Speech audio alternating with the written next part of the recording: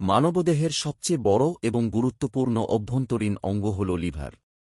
এটি আমাদের শরীরে ৫ শতাধিক রাসায়নিক প্রক্রিয়া নিয়ন্ত্রণ করে, যার মধ্যে হজমক্রিয়া, শক্তি সঞ্চয় এবং রক্ত থেকে ক্ষতিকর টক্সিন বা বিষাক্ত পদার্থ বের করে দেওয়া অন্যতম।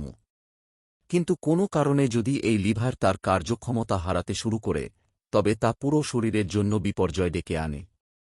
চিকিৎসাবিজ্ঞানের ভাষায় একে বলা হয় লিভার ফেইলিওর। লিভার নষ্ট হলে শরীরে কি ঘটে, চলুন জেনে নেওয়া যাক। লিভারের প্রধান কাজ রক্ত ফিল্টার করা।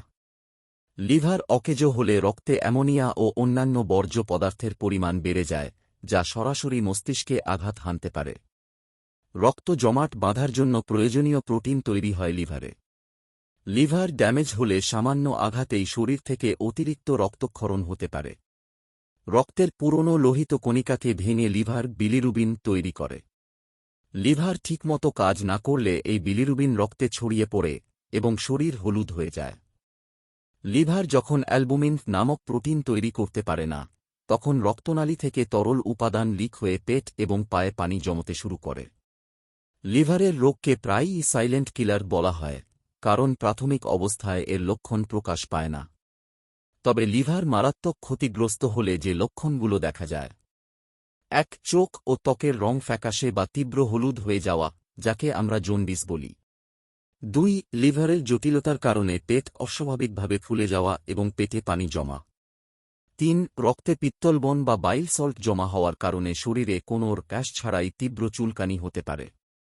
৪. শরীর থেকে টক্সিন বের হতে না পারায় সারাক্ষণ চরম ক্লান্তি, দুর্বলতা, ক্ষুধামন্দা এবং বমি বমি ভাব লাগা।